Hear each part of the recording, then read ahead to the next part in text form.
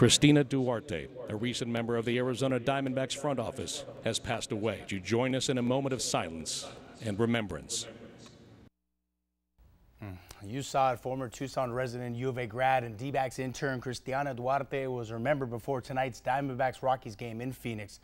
Welcome back, my friends. I'm Paul Cicala. As for the game itself, it was a winner-take-all showdown in downtown Phoenix for the right to take on the LA Dodgers in the National League playoffs. The Maricopa County residents would help sell the game out, and the D-backs would respond by striking first blood. In the first, 2-on, and Paul Goldschmidt says ping, pang, pong. That ball is long gone. It'd be 3-0 D-backs. Right off the bat, Arizona led 6-0 while the Rockies cut the deficit to 1 run at one point. But then the D-backs marched forward. Here's the last out of the game. Celebration is on. Fernando Rodney celebrates on the mound. The D-backs win 11-8. Bring on the LA Dodgers this Friday. We have team coverage on the Major League Baseball postseason, that's for sure. Let's send things over to Ari Alexander, who is live in downtown Phoenix. And Ari, Arizona's home team knew it was do or die tonight, and they definitely delivered. What a celebration with lots of champagne for the D-backs, and I see that maybe you got involved with that celebration as well. Kind of wet hair there.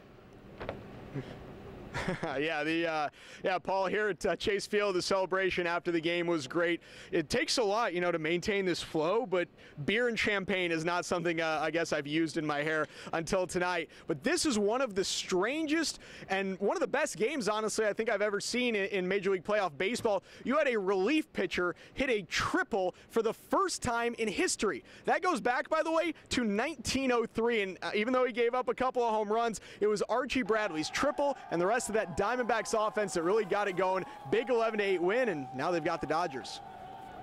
We were fortunate enough to get to watch the AL wild card last night, so we all were kind of prepared for this type of madness. And first off, I want to give a big congrats to the Rockies. We played each other so well the whole year. Unbelievable group of guys. Bud Black, the whole squad over there, they're unbelievable. But it's what we've done the whole year. We respond, we take the lead, we give it up, it doesn't matter. This group is special, and I'm just happy to be moving on. And one big thing that you're going to see is tonight, Robbie Ray, one of the Diamondbacks' top starters, pitched 2 1/3 innings in relief, which means likely unavailable for Game 1 against the Dodgers on Friday. So we'll see what the Diamondbacks want to do for that first game. Zach Greinke only pitched less than 4 innings, so he might be available possibly for Game 2. But we'll see what happens. Big series, 2 NL West powers, Dodgers and Diamondbacks. That one coming up soon, and my hair might still be wet by then. Reporting live from Chase Field, Ari Alexander, News for Tucson.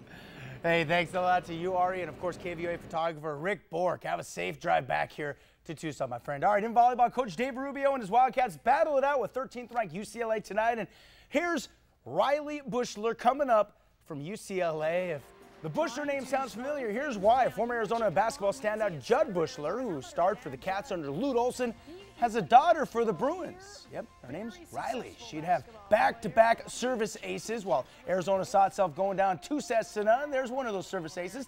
Cats would fall in 3 sets and won't get any easier for Arizona. Why is that? They will now have to take on 15th-ranked USC on Saturday.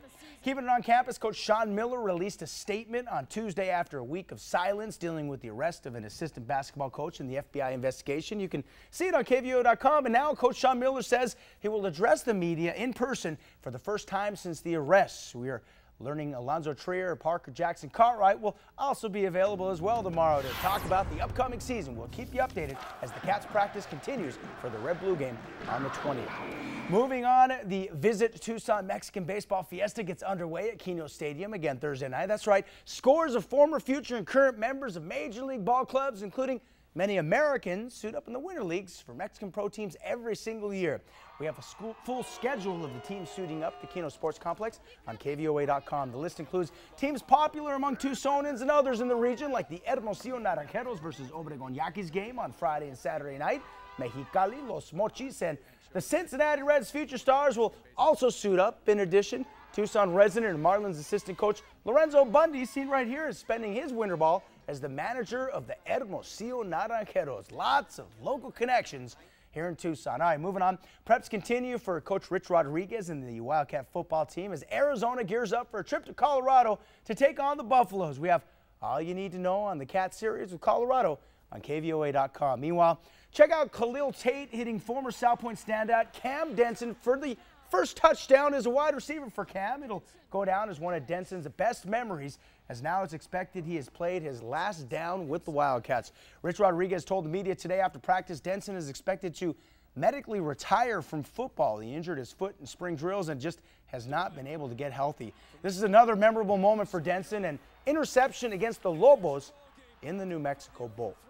Finally, the Tucson Roadrunners are gearing up for their season opener on Saturday. And get this, there'll also be a red carpet arrival at the TCC in addition to some good fun tailgating. That's right. We gave all the details to you on KVOA.com, and each Roadrunner will be escorted to the front entrance in a classic car presented by the Southern Arizona Arts and Cultural Alliance, while the voice of the Roadrunners, Tom Callahan, will introduce them to the crowd. Should be fun. We'll be right back with a last look at your weather.